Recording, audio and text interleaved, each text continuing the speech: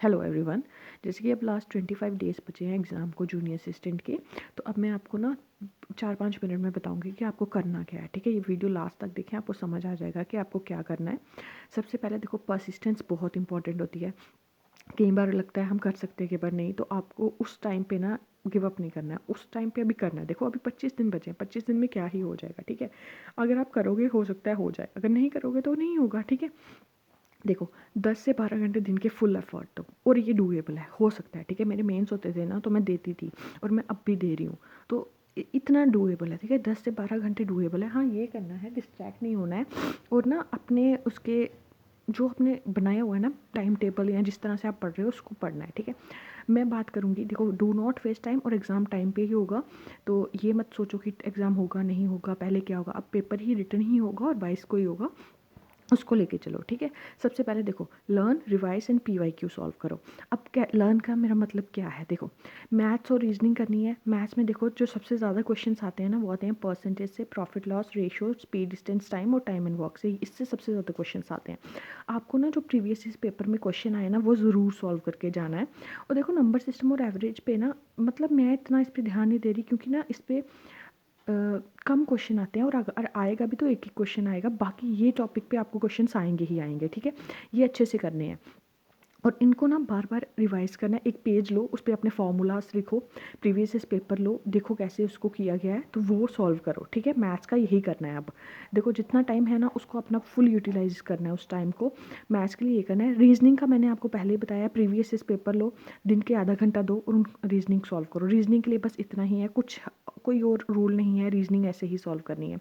अब देखो जो इंग्लिश है ना, उसका क्या करना है। अब जितने भी दिन बचे हैं ना, कोई न्यू टॉपिक मत पढ़ो। ठीक है, PYQs लो, उनको प्रैक्टिस करो, उनको एनालाइज करो, यही करो, आपका इंग्लिश अच्छे हो जाएंगे। इंग्लिश का ना कभी भी तुम्हें कॉन्सेप्ट से तुम्हारे आंसर्स नहीं निकलते, तुम जितना प्रैक्टिस करोगे ना उतनी तुम्हारे आंसर्स निकलेंगे। तो PYQ सॉल्व करो। इंग्लिश का मैं बताती हूँ कि अगर आप PYQ सॉल्व करके प्रैक्टिस करके उनको एनालाइज करके जाओगे ना, और अपनी वोकैबलरी के, देखो आधा घंटा दो रोज़ वोकैबलरी को, देखो मैंने इधर लिखा हुआ है 30 मिनट्स दो वोकैब को, लर्न करो उसको। और प्रीवियस इस पेपर देखो, उसमें क्या वोकैब है, पहले वो सारे लर्न करके जाओ, और फिर बाकी एक SSC में जो आई है उनको देख के जाओ। ठीक है, अभी इतना ही टाइम है, इतना ही कर सकते हो आप। और PYQ को ना बार बार प्रैक्टिस करो, एनालाइज करो इंग्लिश के। मैं बोलती हूँ अगर 20 क्वेश्चन आएंगे ना, अगर आप ये करके जाओगे ना, आपके 12 से 14 क्वेश्चन बिल्कुल सही सही होंगे। ठीक है, तो PYQ को प्रैक्टिस करो, हो सकता है सारे के सारे भी सही हो जाए। फिर क्योंकि अभी आपके पास टाइम नहीं है कि आप न्यू वीडियो देखोगे, उस पूरे कॉन्सेप्ट को करोगे, वो आपका टाइम वेस्ट है, क्योंकि उससे ना आपको तब तक आप भूल भी जाओगे आपने क्या पढ़ा है। लेकिन अगर आप PYQ करोगे ना, उसको प्रैक्टिस करोगे, तो आपको याद रहेगा कि आपने क्या प्रैक्टिस किया था, क्या एनालाइज किया था उसमें से। ठीक है, अपने PYQ करने हैं। GK का क्या करना है, रिवाइज करना है। और JNK और GK मैंने अलग क्यों लिखी है, क्योंकि एक ये पूरा टॉपिक ही अलग आ जाता है। और इनको ना रिवाइज करो और PYQ सॉल्व करो। मैं कहाँ से PYG, देखो एक तो मैं PYQ सॉल्व करती हूँ। ठीक है, दूसरा मैं MCQ कहाँ से सॉल्व करती हूँ, रिवाइज मेरी ना GK की एक बुक है मेरे पास, PYQs की। ठीक है, मैं वहाँ से करती हूँ। और JNK का जो करना होता है ना, मैं इसके पास, मेरे पास ना कोई इसका मटेरियल नहीं है, मेरे पास PYQ ही है। मैं एक PYQ करती हूँ, एक मैं ऑनलाइन ना ऐसे क्वेश्चंस निकाल देती हूँ कि क्वेश्चंस ऑन दिस टॉपिक। आपको पता ही है, आपके पास ChatGPT है, मैं वहाँ से क्वेश्चन निकालती हूँ और वहाँ से रिवाइज करती हूँ, टॉपिक डालती हूँ, क्वेश्चन आ जाते हैं, वहाँ से रिवाइज करती हूँ। कंप्यूटर का PYQs करने हैं, और कंप्यूटर का रिवाइज करना है, और खास करना MS एक्सेल और ये जो है ना माइक्रोसॉफ्ट का, ये अच्छे से करके जाना है। क्योंकि जो सुपरवाइज़र का एग्ज़ाम हुआ है ना, उसमें अब कंप्यूटर टफ आया हुआ है, बाकी सब में कंप्यूटर ठीक आया हुआ है, मतलब मॉडरेट, डिफ़िकल्ट नहीं आया है, मॉडरेट ही आया है। बट जो सुपरवाइज़र का पेपर था ना, उसमें कंप्यूटर डिफ़िकल्ट आया है। तो कंप्यूटर के PYQ अच्छे से करने हैं, और माइक्रोसॉफ्ट वाला पोर्शन अच्छे से करके जाना है।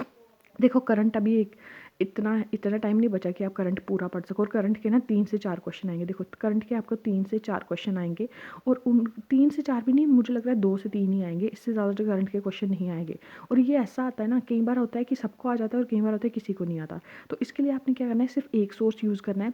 एक तो परमार सर की वीडियोज़ हैं। ठीक है, परमार सर की वीडियोज़ हैं जिसपे है, उन्होंने 2025 का PYQ, मतलब 2025 का करंट करवाया हुआ है। एक तो वो वीडियोस है, एक है आपके पास PD की बुक। आप दोनों में से कोई एक लो, अभी दोनों मत करना, दोनों में से एक लो, और उसमें से अपना करंट करके जाओ। उसमें से आया तो ठीक है, नहीं तो टेंशन नहीं लेनी है, जो आपने किया हुआ है ना उसी में से आएगा। अगर आपने पूरी प्रिपरेशन की हुई है ना 80 नंबर की, उसमें से आपके 2 नंबर वहाँ से जा रहे हैं, 2 आप मैथ से चला लो, तब भी आपके 60-75 मार्क्स आपके हाथ में होंगे। ठीक है, तो अभी करंट का एक ही सोच लो, ज़्यादा पढ़ना नहीं है, सोर्सेस ज़्यादा इकट्ठे नहीं करने हैं। अभी कंसाइज़ करके उनको रिवाइज़ करो, एक जगह कंसोलिडेट करो, उनको रिवाइज़ करो और पीवाईक्यूज़ पे ध्यान दो। पीवाईक्यूज़ बहुत अच्छी तरह से सॉल्व करो, क्योंकि पीवाईक्यूज़ ही की है एग्ज़ाम की, ठीक है। बाकी आप अपने ना कुछ क्वेरीज हो तो उसको कमेंट में डाल सकते हो, ताकि मैं उनका आंसर दे सकूँ। ऐसे मुझे पता ही नहीं चलता कि मैं क्या वो करूँ।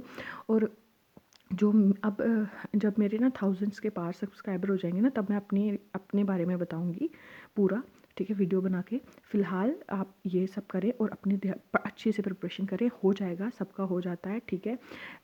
कईयों का टाइम पे होता है, कईयों का थोड़ा लेट होता है, सबको टाइम पे अपना जो कुछ होता है वो मिल जाता है। तो अच्छे से रिवाइज़ करें, अच्छे से प्रैक्टिस करें, आपका हो जाएगा। So please like share and subscribe. Thank you very much.